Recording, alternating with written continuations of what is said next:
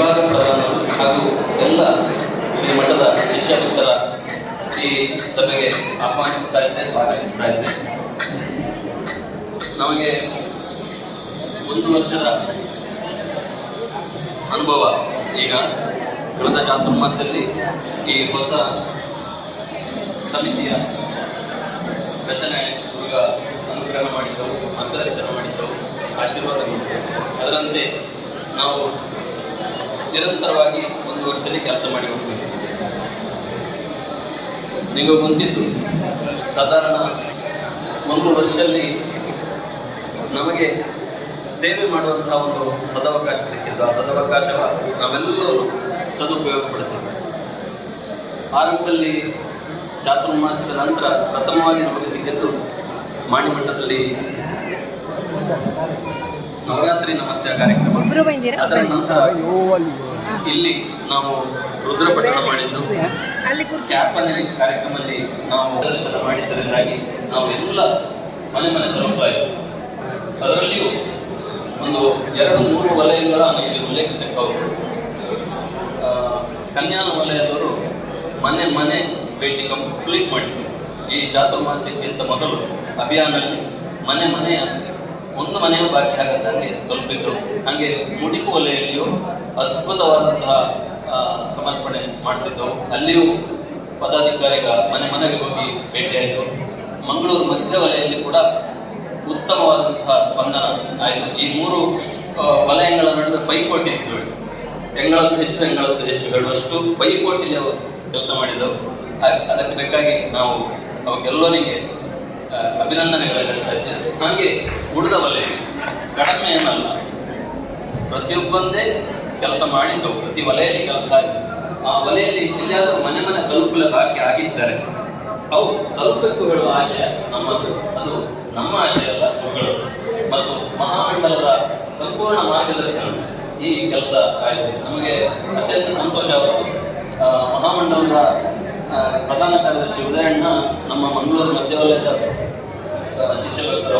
ಹಾಗಾಗಿ ಅವಕ್ಕೆ ನಮ್ಮ ಹತ್ರ ವಿಶೇಷವಾದಂಥ ಕಾಳಜಿ, ಆಸಕ್ತಿ ಇತ್ತು. ನಮ್ಮ ಬಾಯಾರು ಮತ್ತು ಕೇಪು ವಲಯದಲ್ಲಿ ಅವು ಖುದ್ದಾಗಿ ಬಂದು ನಮ್ಮ ಈ ಅಭಿಯಾನದಲ್ಲಿ ಪಾಲ್ಗೊಂಡಿದೆ. ಅದು ಕೂಡ ಅತ್ಯಂತ ಖುಷಿಯ ವಿಷಯ. ಅದೆಲ್ಲರಿಗೆ ಖುಷಿಯಾದಂಥ ವಿಷಯ. ಹೀಗೆ ಎಲ್ಲ ರೀತಿಯ ಚಟುವಟಿಕೆಯಲ್ಲಿ ನಾವೆಲ್ಲ ತೊಡಗಿಸಿಕೊಂಡಿದ್ದು, ಭಕ್ತಿ ಶ್ರದ್ಧೆಯಲ್ಲಿ ನಾವು ಹಿಂದೆ ಬಿದ್ದಿದ್ದಿಲ್ಲ. ಮಾತೆಯರ ಶ್ಲೋಕ ಪಠಣ ಇತ್ತು, ಮತ್ತು ಅದರೊಟ್ಟಿಗೆ ಪುರುಷರು ಸೇರಿ ಮಾಡಿದಂಥ ಪಠಣ ಇತ್ತು, ರುದ್ರ ಪಠಣ ಇತ್ತು. ಪ್ರತಿಯೊಂದು ಚಟುವಟಿಕೆಯಲ್ಲಿಯೂ ನಾವು ಶ್ರದ್ಧೆಯಲ್ಲಿ ಭಕ್ತಿಯಲ್ಲಿ ಭಾಗವಹಿಸಿದ್ದು. ಅದರ ಮನೆ ತಲುಪುವಂಥದ್ದು ಅತಿ ಅಗತ್ಯ. ಪ್ರತಿ ಮನೆಯಲ್ಲಿ ಈ ಮಠದ ಯೋಜನೆಗೆ ಕಾರ್ಯಕ್ರಮ ತಲುಪಬೇಕು ಹೇಳುವ ಆಶಯ. ಇದರ ಜೊತೆಗೆ ನಮ್ಮ ಮಂಗಳೂರಲ್ಲಿ ಅಂಗಸಂಸ್ಥೆಗೆ ನಿನ್ನೆ ನಾನು ಉಲ್ಲೇಖಿಸಿದೆ. ಕರ್ನಾಟಕ ಉಮಾಶಿವ ಕ್ಷೇತ್ರ ಅತ್ಯಂತ ಯಶಸ್ವಿಯಾಗಿ ಮತ್ತು ಉತ್ತಮವಾಗಿ ನಡೀತಾ ಇದೆ. ಅಲ್ಲಿ ಒಂದು ದೊಡ್ಡ ಪುಷ್ಕರಣಿ ಹೋಗ್ತಾ ಇತ್ತು. ಅದೇ ಎಲ್ಲರ ಸಹಕಾರದಲ್ಲಿ ಆಗ್ತಾ ಇತ್ತು. ಅದು ಒಳ್ಳೆಯದಿನಲ್ಲಿ ನಡೀತಾ ಹೋಗ್ತಾ ಇತ್ತು. ಹಾಗೆ ಮಂಗಳೂರಲ್ಲಿ ನಂತೂರಲ್ಲಿ ಭಾರತಿ ಕಾಲೇಜ್ ಇದ್ದು ನೀವೆಲ್ಲ ಬಂದಿದ್ದು. ಆ ಭಾರತಿ ಕಾಲೇಜು ಇಂದು ಉತ್ತಮವಾಗಿ ಬೆಳಗುತ್ತಾ ಇತ್ತು. ಎಲ್ಲ ರೀತಿಯ ಆಧುನೀಕರಣ ಅದಾಯಿತು, ಕಟ್ಟಡದ ನವೀಕರಣ ಆಯಿತು, ಮಕ್ಕಳ ಸಂಖ್ಯೆ ಹೆಚ್ಚಾಯಿತು. ಹಾಗೆ ಅದರ ಇನ್ನಷ್ಟು ವೇಗಲ್ಲಿ ಮತ್ತು 2 ವರ್ಷ ನಾವೆಲ್ಲ ಅಲ್ಲಿಗೆ ವಿದ್ಯಾರ್ಥಿಗಳ ಹಾಕಿ ನಮ್ಮ ಸಪೋರ್ಟ್ ಮಾಡಿಕೊಳ್ಳಿ ಈ ಸಂದರ್ಭದಲ್ಲಿ ವಿನಂತಿ ಮಾಡಿಕೊಳ್ತಾ ಇದ್ದೆ. ಹಾಗೆ ನಮ್ಮ ಮಂಗಳೂರು ಮಂಡಲದಲ್ಲಿ 12 ಅಂಗಸಂಸ್ಥೆಗಳಿತ್ತು. ಅದು ಮುಡಿಪೋಲಿಯಲ್ಲಿತ್ತು, ಒಂದು ಅಮೃತಧಾರ ಗೋಶಾಲೆ ಇತ್ತು. ಹಾಗೆ ಇನ್ನೊಂದು ಮೂಡೂರು ಪರಮೇಶ್ವರ ದೇವಸ್ಥಾನ ಇದೆ. ಅಲ್ಲಿಯೂ ನಿರಂತರವಾಗಿ ಎಲ್ಲ ಕಾರ್ಯಕ್ರಮಗಳ ಶ್ರದ್ಧಾಭಕ್ತಿಯಲ್ಲಿ ನಡೀತಾ ಇತ್ತು. ಗೋಶಾಲೆಗೆ ಅಲ್ಲಿಯ ವಲಯದವರು ಹೆಚ್ಚಿನ ಶ್ರದ್ಧೆಯಲ್ಲಿ ಸಮರ್ಪಣೆ ಮಾಡಿ, ಗೋವಿಗೆ ಸಮರ್ಪಣೆ ಮಾಡಿ ಆ ಗೋವಿನ ಶಾಲೆಯನ್ನು ನಡೆಸುತ್ತಾ ಇತ್ತು. ಅದೇ ರೀತಿ ಮೂಡೂರು ಪರಮೇಶ್ವರ ದೇವಸ್ಥಾನವನ್ನು ಆ ವಲಯದ ವತಿಯಿಂದ ಮತ್ತು ಎಲ್ಲ ಭಕ್ತರು ಅದಕ್ಕೆ ಸೇರಕ್ಕೂ ಹೇಳುವ ಅಭಿಪ್ರಾಯವೂ ಅಲ್ಲಿಯದಿದ್ದು ನಾವೆಲ್ಲ ಅದಕ್ಕೆ ಸೇರಿ ಕೆಲಸ ಮಾಡಿ. ಹಾಗೆ ಇದರ ಜೊತೆಗೆ 2 ಸಮಿತಿ ಆಯಿತು. ಒಂದು ಮುಳಿಯ ಅಭಿವೃದ್ಧಿ ಸಮಿತಿ ಆಯಿತು. ಮುಳಿಯ ಜಾಗೇರಿ ನಮ್ಮ ಕಟ್ಟಡ ಒಂದು ಶಿಥಿಲಾವಸ್ಥೆಯಲ್ಲಿ ಇವರೆಲ್ಲ ಗಮನಿಸಿ ಅಲ್ಲಿಗೆ ಒಂದು ಸಮಿತಿ ಮಾಡಿದ್ರು. ಅದೇ ರೀತಿ ಬಾಯಾರಲ್ಲಿ ಧರ್ಮಚಕ್ರ ಕಟ್ಟಿನ ಜಾಗೆ ಆ ಜಾಗೆಯ ದಾಖಲೆಯ ಒಂದು ಸ್ಪಷ್ಟಪಡಿಸಿಕೊಂಡು ಅಧಿಕಾರಿಗಳಿಂದ ಪಡ್ಕೊಂಡು ಅಲ್ಲಿ ಕೂಡ ಒಂದು ಅಭಿವೃದ್ಧಿ ಸಮಿತಿ ಮಾಡಿದ್ರು. ಅಲ್ಲಿದೆ ಕಟ್ಟಡದ ಪ್ಲಾನ್ ಎಲ್ಲ ಮಾಡಿ ಮಾಡಿದ್ರು. ಹಾಗೆ ಗುಡಿಯಲ್ಲಿದೆ ಹೊಸ ಸಮಿತಿ ಬಂದು ಒಂದು ಕಟ್ಟಡವನ್ನು ನಿರ್ಮಾಣ ಮಾಡುವಂಥ ಹಂತಕ್ಕೆ ತಲುಪಿದ್ರು. ಇದೆಲ್ಲ ನಮ್ಮ 1 ವರ್ಷದ ಪ್ರಗತಿ. ಇದಕ್ಕೆ ಎಲ್ಲರ ಸಹಕಾರ ಇದೆ. ಇದರ ಜೊತೆಗೆ ಮಾತೃತ್ವ ತಂಡ ಅದು ಪ್ರತ್ಯೇಕವಾಗಿ ಈ ಗೋವುಗಳ ವಿಷಯದಲ್ಲಿ ಮುಖ್ಯ ಕೆಲಸ ಮಾಡ್ತೇವೆ. 150 ಮಾಸದ ಮಾತೆಯರಿದ್ದು ಅವು ಸಂಗ್ರಹ ಮಾಡಿದ್ದಷ್ಟು ಹೇಳಿದ್ರೆ ನಮ್ಮ ಮಂಗಳೂರು ಹೋಬಳಿಯಲ್ಲಿ ಸುಮಾರು 20ಕ್ಕೂ ಅಧಿಕ ಲಕ್ಷ ರೂಪಾಯಿ ನಾವು ಸಂಗ್ರಹ ಮಾಡಿ ಆ ಗೋವುಗಳ ಉಳಿಸುವಂಥ ಮಂಗಳೂರು ಮಂಡಲದಲ್ಲಿ ಅದಕ್ಕೆ 20 ಲಕ್ಷ ಸಮರ್ಪಣೆ ಖಾಸಗಿ ಕಾಲೇಜಿಗೆ ಒಂದು 50ರಿಂದ 60 ಲಕ್ಷ ರೂಪಾಯಿ ಸಮರ್ಪಣೆ. ಜೊತೆಗೆ ನಾವು ಅತ್ಯಂತ ಹೆಮ್ಮೆ ಆಗ್ತದೆ.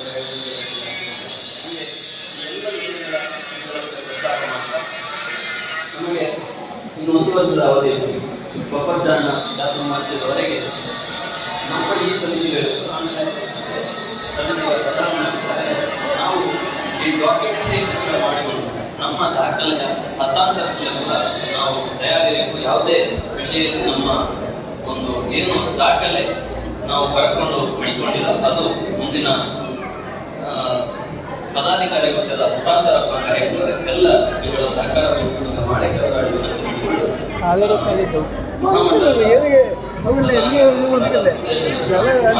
ಅವು ಬಂತ ಒಳಗೊಂತಿದ್ದ ನನಗೆ ದೇವಸ್ಥಾನಕ್ಕೆ ಹೋಯ್ತು ಹೋಗಿ ಹಾಂ ಹಾಂ ಮಲ್ಲಿಕಾರ್ಜುನ ದೇವಸ್ಥಾನಕ್ಕೆ ಹಾಂ ಹಾಂ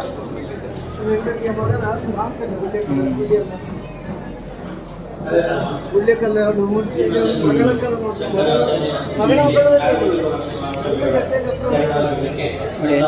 ಇದಕ್ಕೆಲ್ಲ ಖರ್ಚಿಗೆ ಪೈಸೆ ಎಷ್ಟು ಬೇಕು ಹೇಳಿ ಪಾಪ. ಓ ಇದು ಎಲ್ಲರೂ ಕೈ ಜೋಡಿ ಸೇರಿ ಮಾಡ್ತಾರೆ ಅಷ್ಟೇ. ಇದು ಬಾರಿ ಓ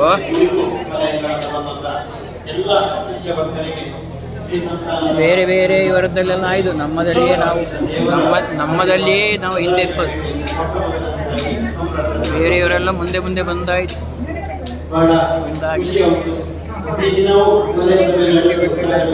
ಎಲ್ಲ ವಲಯಗಳ ವಿಕ್ಷೇಪಕ ಪ್ರತಿಯೊಂದು ದಿನದಲ್ಲಿಯೂ ಒಂದೊಂದು ಸಾಮಾನ್ಯ 22 ದಿನ ಚಾತುರ್ಮಾಸದಲ್ಲಿ 22 ದಿನ ಒಟ್ಟು ವಲಯ ಸಭೆ ಇತ್ತು.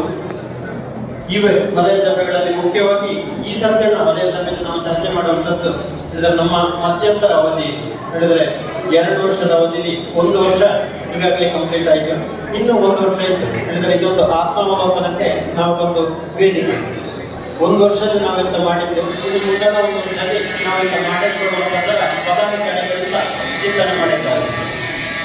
ಹೇಳಿದ್ರೆ ನಮ್ಮ ಈ 2 ವರ್ಷದ ಅವಧಿಯ ಶಾಶ್ವತವಾಗಿ ನಮಗೆ ನೆನಪಿಗೆ ಉಳಿಯುವಂಗೆ ನಾವು ಕೆಲಸ ಮಾಡಬೇಕು. ಆ ನಿಟ್ಟಿನಲ್ಲಿ ಮುಂದಿನ 1 ವರ್ಷವ ಅತ್ಯಂತ ಇನ್ನಷ್ಟು ಹೆಚ್ಚು ಫಲಪ್ರದವಾಗಿ ಮಾಡಿದೆ ಎಲ್ಲ ಪದಾಧಿಕಾರಿಗ ಸೌಲಭ್ಯ ಕೊಡಿಬೇಕು. ಮೊಟ್ಟ ಮೊದಲನೇದಾಗಿ ಈಗ ವಿಜಯಣ್ಣ ಹೇಳಿದ್ರು ಒಂದು 2 ಅಂಶಗಳ ಗಮನಕ್ಕೆ ತರಬೇಕಿರ್ತಾರೆ. ಒಂದೇದು ಮಂಗಳೂರು ಮಂಡಲ ಇಡೀ ಮಹಾಮಂಡಲ ವ್ಯಕ್ತಿಗೆ ಸಮರ್ಪಣೆಗೂ ಸಂಘಟನೆಗೂ ಸಮಾಧಾನಕ್ಕೂ ನಂಬರ್ 1ನೇ ಸ್ಥಾನದಲ್ಲಿದ್ದು ಬಹುಶಃ ನಾವೆಲ್ಲರಿಗೂ ಹೆಮ್ಮೆಯ ವಿಷಯ.